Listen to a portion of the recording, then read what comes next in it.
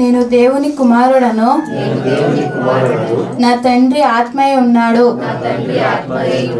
నేను కూడా ఒక శక్తివంతమైన ఆత్మను ఈ శరీరములో నివసించుచున్నాను.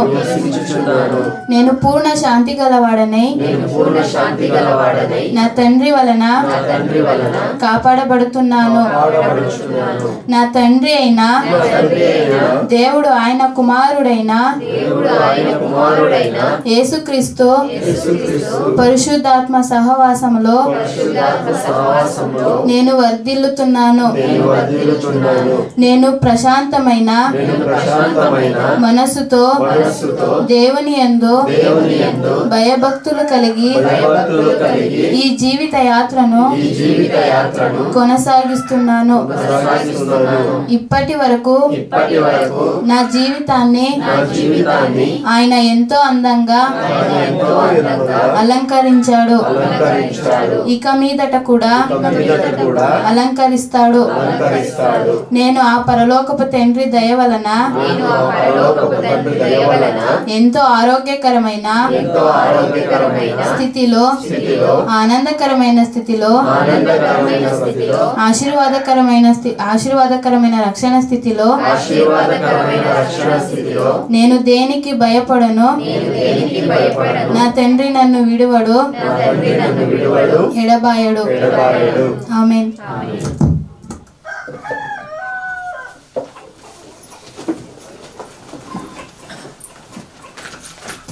థ్యాంక్స్ అమ్మా. గీత వచ్చి వాక్య భాగాన్ని అందిస్తారు.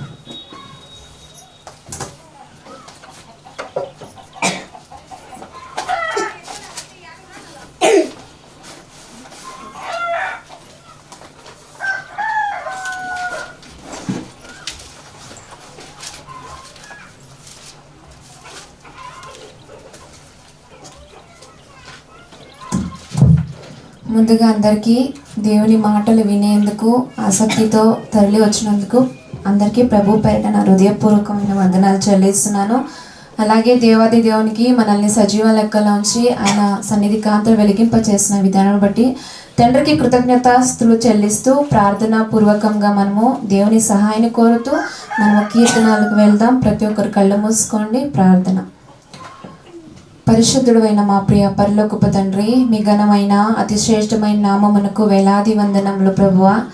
యేసయ్యా, ఇంతవరకు చలన కృపలో దాచి భద్రపరిచి సజీవ లెక్కలో ఉంచి తండ్రి, మీరు ఎక్కల చాటున మమ్మల్ని భద్రపరిచి తండ్రి, ఏ హాని అపాయము మమ్మల్ని ముట్టకుండా తండ్రి క్షేమముగా సజీవ లెక్కల్లో మమ్మల్ని ఉంచి ఇక్కడ వరకు తండ్రి నూతన దినాన్ని మరొకటి మాకు ఇచ్చి ప్రభువా ఆశీర్వదించినందుకు మీ కృతజ్ఞతాస్తులు స్తోత్రములు చెల్లిస్తాం ప్రభువా. ఎల్లప్పుడూ మీరు మాకు చేసేదే కాదు తండ్రి, మీకోసం మేము ఏమి చేస్తున్నాం అనేది ప్రతిరోజు మమ్మల్ని మేము పరీక్షించుకునే ఆలోచన మాకు పుట్టించండి ప్రభువా.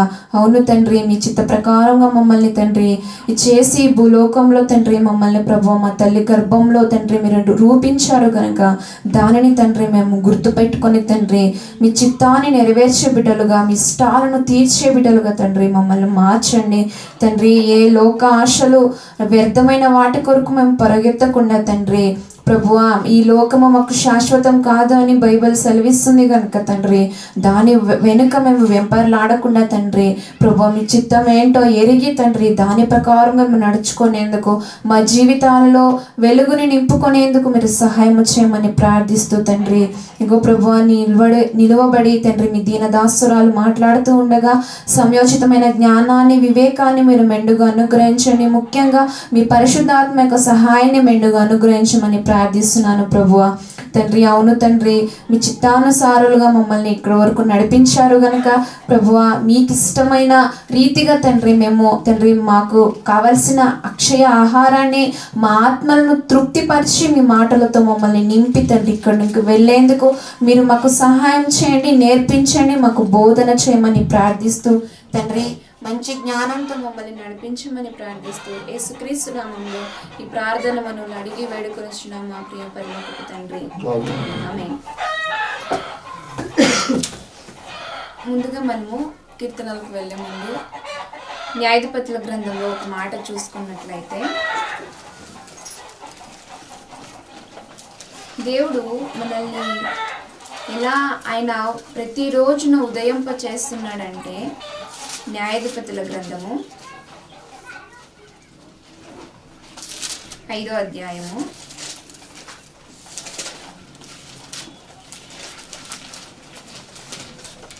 5వ అధ్యాయము 31వ వచనము 2వ లైన్ చూసినట్లయితే, ఆయన మనల్ని ఎలా ఉదయింప చేస్తాడంటే దేనితో పోలుస్తున్నాడంటే మనల్ని చూడండి. న్యాయాధిపతుల గ్రంథము 5వ అధ్యాయం 31వ వచనము 2వ లైన్, ఆయనను ప్రేమించువారు బలముతో ఉదయించు సూర్యుని వలె నుందురు. ఇక్కడ ఏం చెప్తున్నాడంటే, ఆయనను ప్రేమించువారు, ఎవరిని మనం ఇక్కడ ప్రేమిస్తున్నాం? దేవుని ప్రేమించేవారు ఎలా ఉంటారు అంటున్నాడు ఇక్కడ. ప్రేమించువారు బలముతో ఉదయించు సూర్యుని వలె ఉంటారంట. అంటే ఇప్పుడు సూర్యుడు వస్తున్నాడు కదా, సూర్యుడు వస్తున్నాడంటే దేవుడు నన్ను ఈ ఆకాశమందున నన్ను ఉదయింప చేయకపోతే, ఇక్కడ భూలోక జనాలకు వెలుగే లేనట్లుగా నన్ను దేవుడు పెట్టకపోతే అన్నట్లుగా సూర్యుడు వస్తున్నాడు. వెలుగే లేదు దేవుడు నన్ను పెట్టకపోతే అని ఒక ఏంటంటే ఒక ఆశ్చర్యంగా సూర్యుడు ప్రతిరోజు ఉదయింపజేస్తున్నాడు.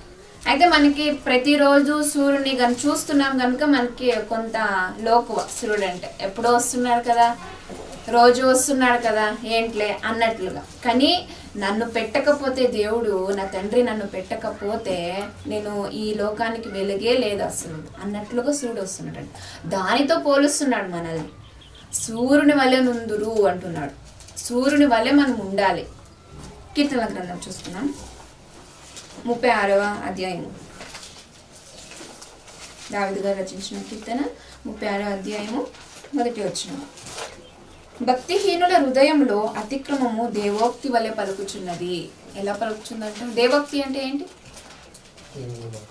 దేవుని మాటలాగా మనము చేసే ప్రతి క్రియలు, అవి చెడ్డ క్రియలు కానీ మంచి క్రియలు కానీ, ఎలాంటి క్రియలు అనేది మన హృదయంలో మనకి మనస్సాక్షి గర్దిస్తూ ఉంటుంది.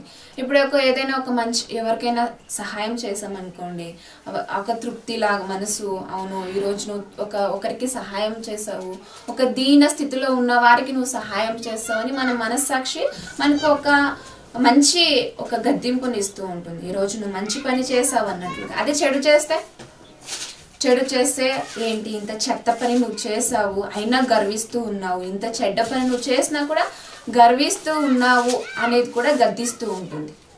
మనం ఏదైనా తప్పు చేసామనుకోండి, అది మనల్ని ఎత్తి పొడుస్తూ ఉంటుంది మన మనస్సాక్షి. ఏంటి నువ్వు ఇలా చేసావు, ఇలా నన్ను వచ్చేసేది, దేవునికి ఏం చెప్పాడు, ఎలా నువ్వు దేవుని చిత్తాన్ని నెరవేర్చాలంటే నువ్వు ఎటువైపు వెళ్ళిపోతున్నావు, సాతాను బిడ్డగా సాతాను చిత్తాన్ని నువ్వు నెరవేరుస్తున్నావు, దేవునికి దూరముగా వెళ్ళిపోతున్నావు అన్నట్లుగా మన మనస్సాక్షి గద్దిస్తూ ఉంటుంది.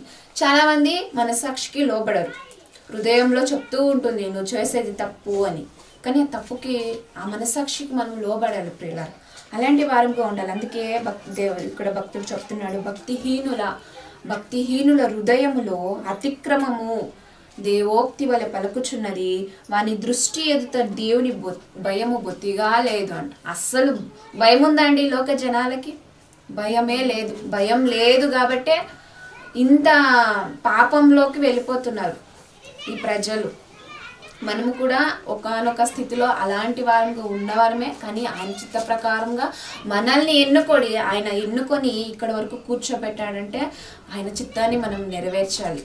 ఆయన ఇష్టాలు ఏంటో ప్రతిరోజు ప్రభువా నా ఇష్టం తీర్చు, ప్రభువా నాకు అది తీర్చు, ఇది తీర్చు అని అడుగుతూనే ఉంటాం. కానీ తండ్రి నీ ఇష్టం ఏంటి అని ఎవరైనా అడిగారు? ఒక్కసారైనా అడిగారా? నేనైతే అడిగానండి చాలాసార్లు. తండ్రి నీ చిత్తం ఏంటి, ఎన్నోసార్లు నీ ఇష్టం ఏంటి ప్రభువా అని దేవునితో మనము సహవాసం ఉంటే ఎప్పుడు నా ఇష్టాలే తీర్చు ప్రభువా అంటే చాలామంది క్రీస్తులో ఉన్నవారు అడుగుచూ ఉంటారు. ఇష్టాలు తీర్చాలంటే దేవుడే కావాలండి. చెడు మార్గంలో వెళ్ళిపోయినా కూడా మన ఇష్టాలని మనం తీర్చుకోవచ్చు. సాతాను వలలో ఉన్నా కూడా మన ఇష్టాలను, మన శరీర కోరికలను, జీవపు డంబాలను తీర్చుకోవచ్చు. తండ్రి ఎల్లప్పుడూ నా ఇష్టాన్ని తీర్చు అని మనం అడుగుచున్నామే, కానీ తండ్రి నీ చిత్తం ఏంటి, ప్రభువా నీ ఇష్టం ఏంటి అని ఎవరైనా ఒక్కసారి అడిగారా? మిమ్మల్ని మీరు ప్రశ్నించుకోవాలి. ఈ ప్రశ్న నాకు వేసుకున్నాను, మీకు కూడా వేస్తున్నాను. దేవుని ఇష్టం ఏంటి ప్రభువా? నీ చిత్తాన్ని నేను నెరవేర్చేందుకు నన్ను పుట్టించావు కదా తండ్రి, నీ చిత్తాన్ని నేను నెరవేరుస్తానని ఒక్కరోజైనా మనం నోరు తెరిచి అడిగామా? ఈరోజు మనం ప్రశ్నించుకోవాలండి. ఎల్లప్పుడూ మన ఇష్టాలు, మన కోరికలు ఇవే కాండి. మన కోరిక ఏదైనా సపోజ్ ఒక కోరిక మనకు తీరిపోయింది అనుకోండి, అది తీరిపోయినది తర్వాత ఇంకొక కోరిక పుడుతుంది.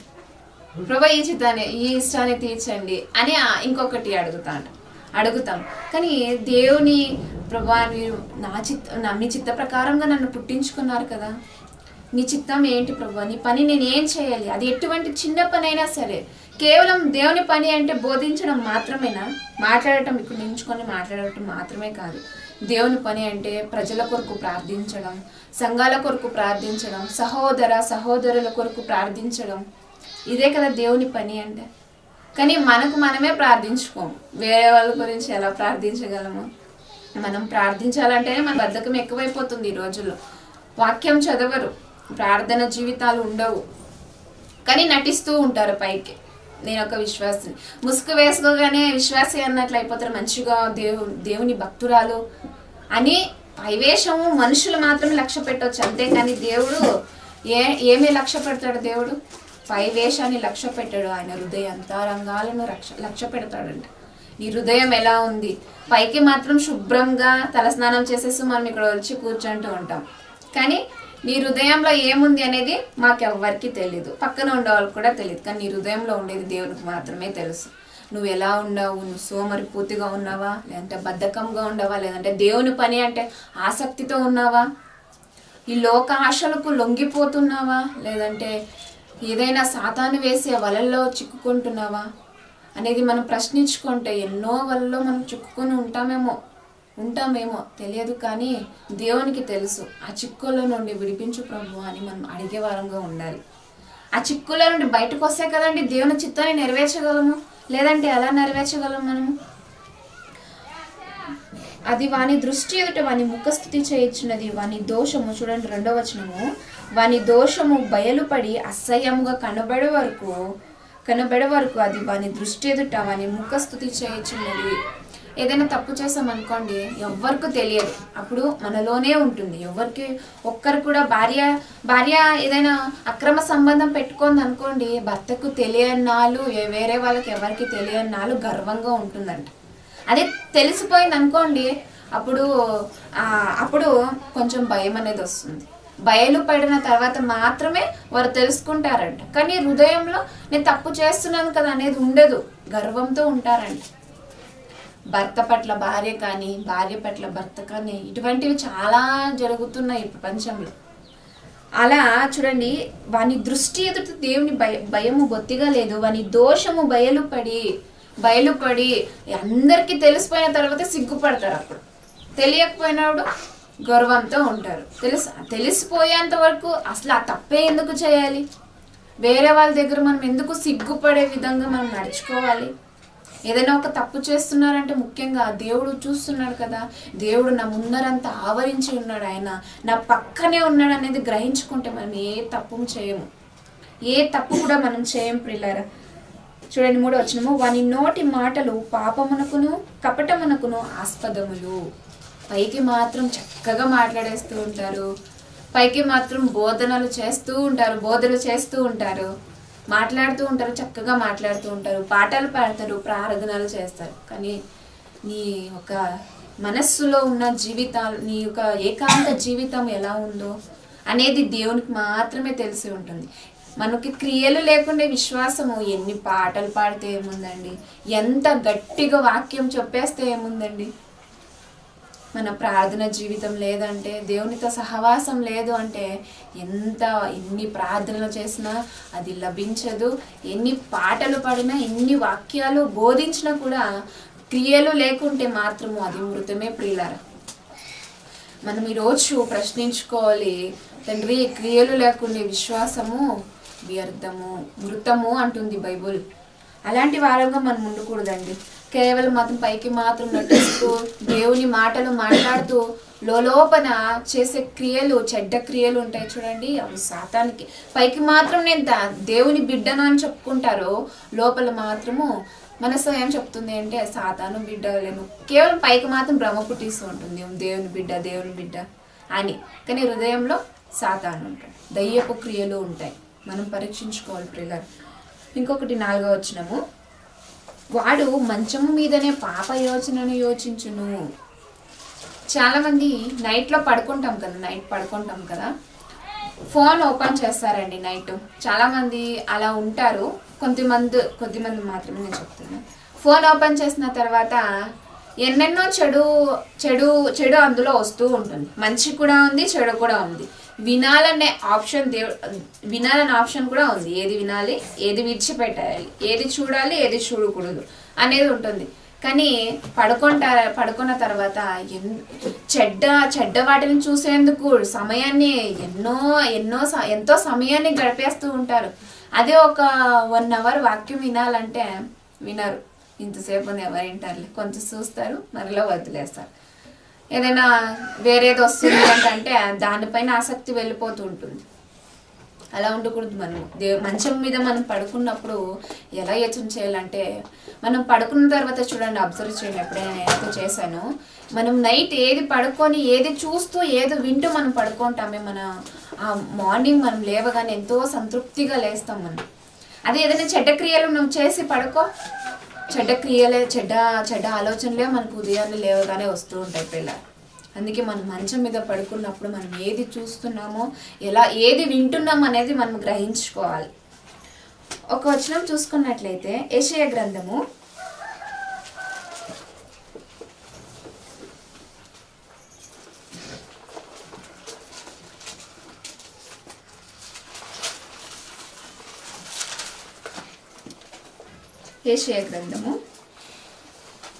29వ అధ్యాయము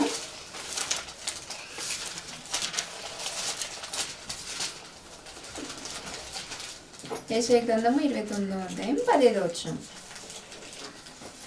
ఇక్కడ దుష్టులు ఆలోచనలు ఎలా చేశారంటే, తమ ఆలోచనలు యెహోవాకు కనబడకుండా లోపల వాటిని మరుగు చేయ జూచు వారికి శ్రమ. చూడండి, తమ ఆలోచనలు యెహోవాకు కనబడకుండా లోపల వాటిని మరుగు చేయి జూచు వారికి శ్రమ. దేవునికి తెలియకుండా ఏదైనా చేయగలమా మనము?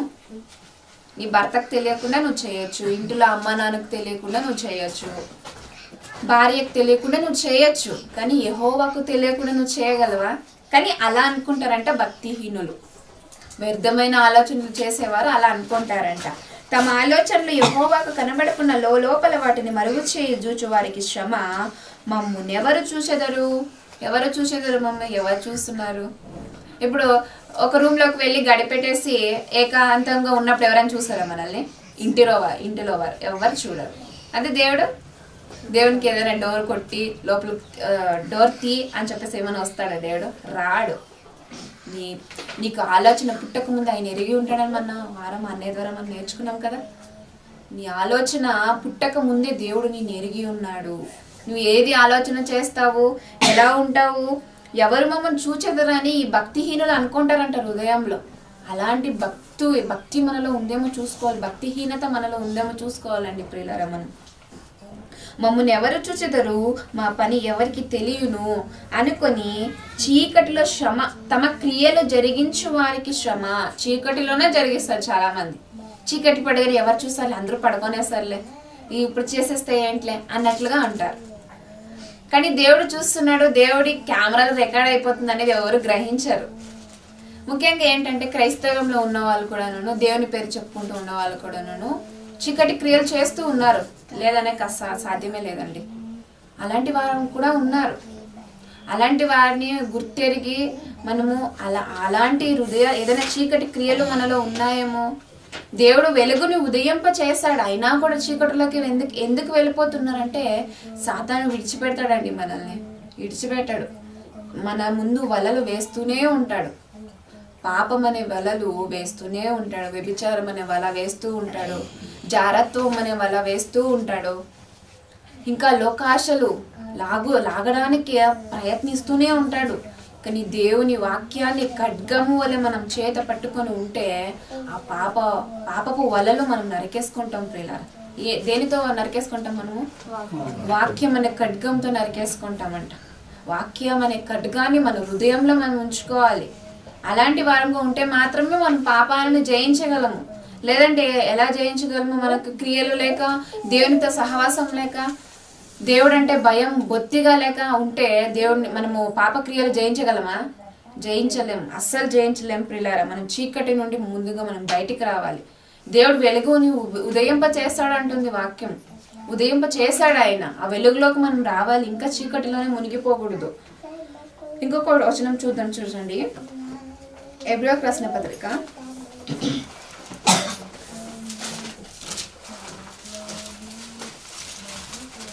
మనము ఈ పాపాలన్నిటిని ఎలా జయించాలి, యేసుక్రీస్తు ప్రభువారు ఎలా జయించుకొని ఈ లోకాన్ని వెళ్ళిపోయాడు అనేది ఒకసారి చూసుకున్నట్లయితే హెబ్రీయులకు రాసిన పత్రిక 12వ అధ్యాయము 2వ వచనము. హెబ్రీయులకు రాసిన పత్రిక 12వ అధ్యాయము 2వ వచనము. మనము కూడా ప్రతి భారమును సులువుగా చిక్కులు పెట్టు పాపమును విడిచిపెట్టి విశ్వాసమునకు కర్తయు దాన్ని కొనసాగించువాడైన యేసు వైపు చూచుచు మన ఎదుట ఉంచబడిన పందెములో ఓపికతో పరిగెత్తుదము. దేనితో పరిగెత్తాలంటే మనం ఓపికతో. చూడండి, సులువుగా చిక్కులు పెట్టేస్తుందంట పాపం. అంతేకాని ఎవరికైనా మనము పాపం ఎవరైనా చిక్కుల్లో పెట్టాలి పాపంలో అంటే ఈజీగా పెట్టేయచ్చు. లేదంటే మనం దెబ్బలు తినాలన్నా ఈజీగా తినేసి వెళ్ళరావచ్చు. నోటి మాటతో చాలు మనకి. ఎవరినైనా తిట్టారనుకోండి, వారు ఊరికే ఉంటారండి. బయట ఎవరినో తెలియని వ్యక్తిని మీరు తిడుతున్నారంటే చిత్త కొట్టేస్తారు కదా. సులువుగా చిక్కులు పెట్టేస్తుందంట పాపం. చూడండి, మనము కూడా ప్రతి భారమును సులువుగా చిక్కులు పెట్టు పాపమును విడిచిపెట్టి విశ్వాసమునకు కర్త. ఎవరండి విశ్వాసమునకు కర్త? యేసుక్రీస్తు.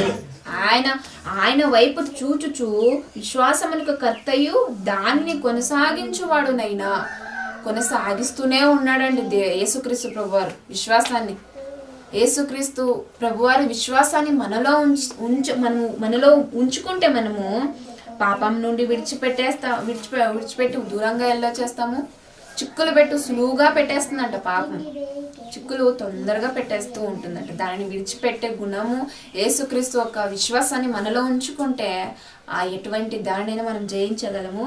విశ్వాసమునకు కర్తయు దానిని కొనసాగించువాడైన యేసు వైపు చూచుచు ఆయన ఎదుట ఉంచబడిన పందెములో ఓపికతో పరిగెత్తుదము. మన ఎదుట ఉంచిన పందెం ఏంటి? పాపము. దీన్ని పాపం నుండి మనం విడిచిపెట్టేస్తే ఎలాగైనా నేను గెలవాలి, పాపం నుండి విడిచిపెట్టాలి, పాపంను నేను చేయకూడదు, మరలా చెడ్డ క్రియలు నేను చేస్తూనే ఉంటే యేసుక్రీస్తు ప్రభువారు అంత విశ్వాసంలోకి నేను వెళ్ళలేను అనేది మనము ఒకసారి గ్రహించుకున్నట్లయితే ఈ పందెంలో మనము ఓపికతో పరిగెత్తినట్లయితే ఎటువంటి శ్రమ రాని నష్ట దుఃఖాలు కన్నీరు ఎన్ని వచ్చినా కూడా మనము దేవుని వాక్యం అని మన హృదయంలో ఉంచుకుంటే మనము ఎటువంటి దానినైనా మనం నరికేయగలము, జయించగలం ప్రియులారా. అటువంటి వారంగా మనం అందరము ఉండాలి. ఓపికతో పరిగెత్తాలంట. మనం ఓపికతో మనం పరిగెత్తినట్లయితే నిత్య జీవితాన్ని మనం సంపాదించుకోగలము. ఈరోజు కొద్ది సమయానికి నువ్వు నీ శరీర కోరికలను నీ ఇష్టాలను నెరవేర్చేందుకు కొద్ది క్షణాలు నువ్వు తపన పడుతున్నావేమో, కానీ యుగాలు నీకు నరక యాతన ఉంది. అది మనం గ్రహించుకోవాలి. కొద్దిసేపటికి ఒక ఇష్టాన్ని నువ్వు నెరవేర్చుకోవాలనుకుంటున్నావేమో, సంతోషాన్ని నువ్వు నెరవేర్చుకోవాలనుకుంటున్నావేమో, కానీ కొద్దిసేపటి ఈ చేసిన క్రియ నువ్వు దాని ఫలితము యుగంలో అనుభవించాల్సి ఉంటుంది. దాన్ని మనం గ్రహించుకోవాలి. తెలియదు చాలా మందికి సత్యం అంటే ఏంటి తెలియదు, కానీ సత్యం మన ముసుగులో వెళ్తూ ఉంటారు. కానీ మనము ఎంతో చక్కగా మనకు దేవుడు నేర్పిస్తున్నాడు. ఇక్కడ ఉన్న వాళ్ళకు మనం చక్కగా నేర్చుకోవాలి. సులువుగా పెట్టే పాపంలోనికి మనం చిక్కుకోకూడదు. కొద్దిసేపటి సుఖానికి నేను లొంగిపోతూ ఉన్నాను, కానీ నాకు యుగ యుగాలు నరక యాతన, పాతాళంలో ఇటువంటి యాతన ఉందనేది మనం ఒక్కసారి గ్రహించుకుంటే ఈ చిన్న చిన్న సుఖాలకు మనము పరిగెత్తలేము ప్రియులారా. అలాంటి వారంగా మనం అందరూ ఉండకూడదని నేను కోరుకుంటున్నాను. ఇంకొక వచనం చూసుకుందాము. జెఫన్యా గ్రంథము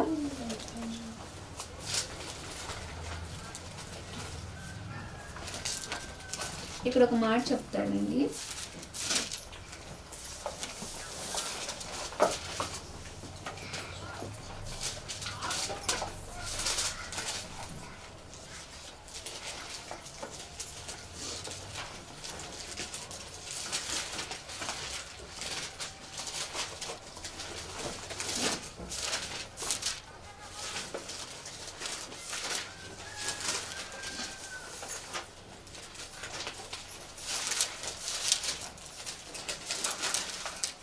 పేజ్ నంబర్ 774.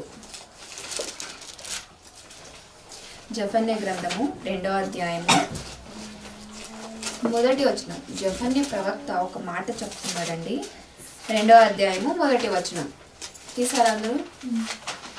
2వ అధ్యాయం 1వ వచనము. సిగ్గుమాలిన జనులారా కూడి రండి, పొట్టు గాలికి ఎగురున్నట్లు సమయమును గతించుచున్నది. ఎలా వెళ్ళిపోతుందంటే సమయము?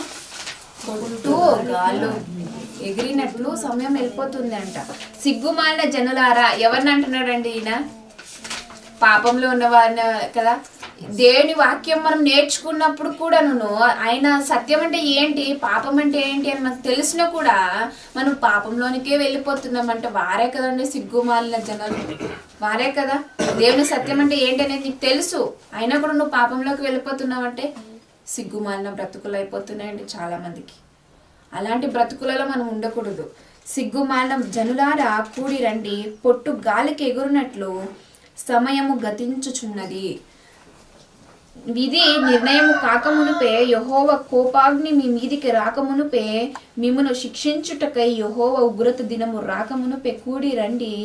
దేశములో సాత్వికులై ఆయన న్యాయ విధులను అనుసరించుచు సమస్త దీనులారా యెహోవాను వెదుకుడి. మీరు వెదికి వినయము గల వారే నీతిని అనుసరించినలా ఒకవేళ ఆయన ఉగ్రత దినమును మీరు దాచబడుదురు. దేవుని ఉగ్రత మన మీద వస్తుందంటే దేవునికి మన పైన ప్రేమ లేదా అంటారా? ప్రేమ ఉంది కదా. కానీ ఈ ఉగ్రత దేవుని ఉగ్రత మన మీదకి రావాలంటే కారణం ఏంటండి? సాతాను క్రియలను నెరవేర్చినందుకే కదా దేవుని ఉగ్రత మన మీదకి వస్తుంది. దేవుని ప్రేమ అంటే ఏంటి అనేది మనం వాక్యం చదువుతుంటే మనకు అర్థమవుతుంది కదా. ఇంకా మరి ఎందుకు మనము దేవుని విడిచిపెట్టే దూరంగా వెళ్ళిపోతూ ఉన్నాం?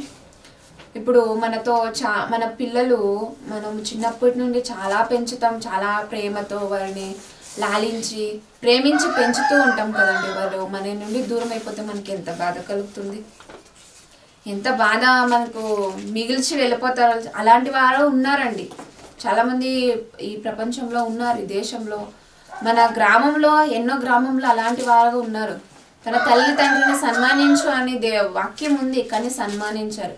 ముఖ్యంగా వారి హృదయాల్లో చిన్నప్పటి నుండి ఎలాంటి విత్తనాలు విత్తుతున్నారో తల్లిదండ్రులది కూడా తప్పు ఉంటుంది. వారు వేసే విత్తనాలు పిల్లలకు ఎలా ఫలిస్తాయి? మంచి విత్తనాలు వేస్తే మంచిగానే ఫలిస్తాయి.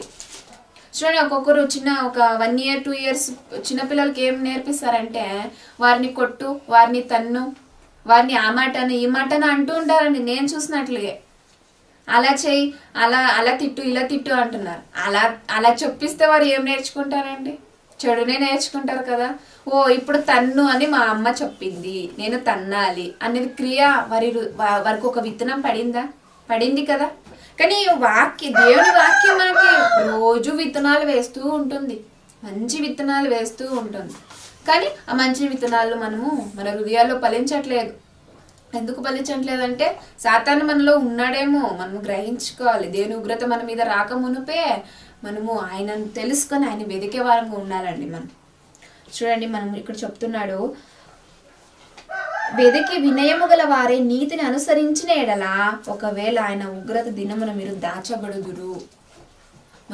ఆయన నీతిని, రాజ్యాన్ని మనం వెతికినట్లయితే ఉగ్రత ఆయన రాకడ వస్తుంది అని మనకు తెలుసు కదా. ఇక్కడ తెలియదు ఎవరికైనా రెండవ రాకడ యేసుక్రీస్తు ప్రభువారు వస్తారనేది తెలియదు అనే వాళ్ళ చేతులు ఎత్తుతారా? అందరికీ తెలుసు.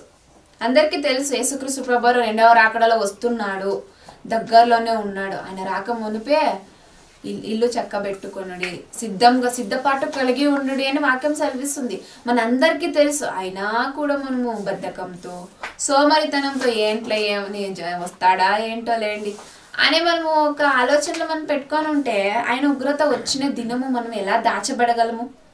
మనము నరకయాతనానికి వెళ్ళిపోవడము నిజంగా జరిగిపోతుందండి. అటువంటి మార్గం మనం అందరూ ఉండకూడదు. దేవుని రాకడ దగ్గరలోనే ఉంది అనేది మనం గ్రహించుకోవాలి. ప్రతి ఒక్కరు సిద్ధపాటు కలిగి ఉండాలి. సిద్ధపాటు అంటే ఏంటి? ఆయన నీతిని, రాజ్యాన్ని వెదికి, తండ్రి నీ చిత్తం ఏంటి, నీ ఇష్టాలు ఏంటి ప్రభువా నాకు తెలియజేయి ప్రభువా, నీ చిత్తాన్ని నేను నెరవేర్చే బిడ్డగా నన్ను నిలవబెట్టుకో, ఒక అర్హమైన పాత్రగా నన్ను వాడుకో అనేది ప్రతి ఒక్కరూ తీసుకోవాల్సిన నిర్ణయం. ప్రియులారా, ఈరోజు మనం అందరం అలాంటి నిర్ణయం తీసుకోవాలని నేను మనస్ఫూర్తిగా కోరుకుంటూ, దేవుడి విత్తనాలను మన హృదయాల్లో ఫలించునుగాక, నిరంతరంగా దేవుడు మన హృదయాల్లో ఫలించి అభివృద్ధిపరిచి నడిపించునుగాక. ఆమేన్. ప్రతి ఒక్కరు కళ్ళు మూసుకోండి. ఈ మాటలతో ప్రతి ఒక్కరూ ఈరోజు ఒక నిర్ణయం తీసుకోవాలి. దేవుడి చిత్తాన్ని నెరవేర్చాలి, ఆయన ఇష్టాన్ని తీర్చాలి.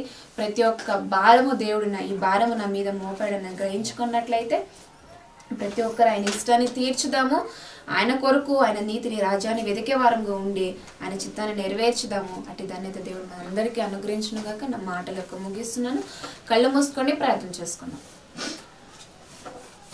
సకల సృష్టికి ఆధారభూతుడైన మా ప్రియ పరలోకపు తండ్రి, మీ ఘనమైన అతి శ్రేష్టమైన నామమునకు వేలాది వందనములు ప్రభువా.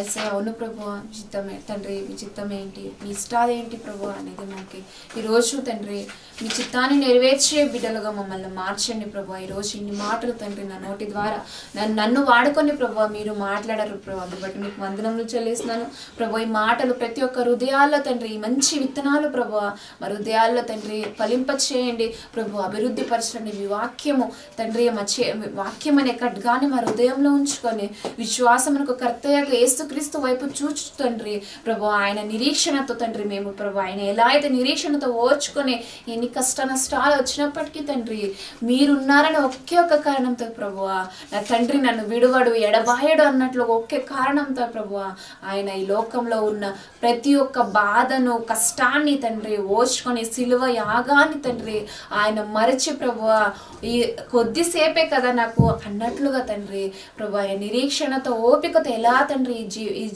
ఆయనకిచ్చిన కొన్ని రోజులు ప్రభు ఆయన గడిపి తండ్రి మీ వద్దకు చేరాడో మేము కూడా విశ్వాసంకు కర్తయ్య యేసుక్రీస్తు వైపు ఆయన విశ్వాసాన్ని మేము చేత పట్టుకొని తండ్రి ఈ లోకంలో ప్రభువా మేము జయించి మా జీవిత యాత్రలను కొనసాగించి ముగించేందుకు మీరు సహాయం చేయండి.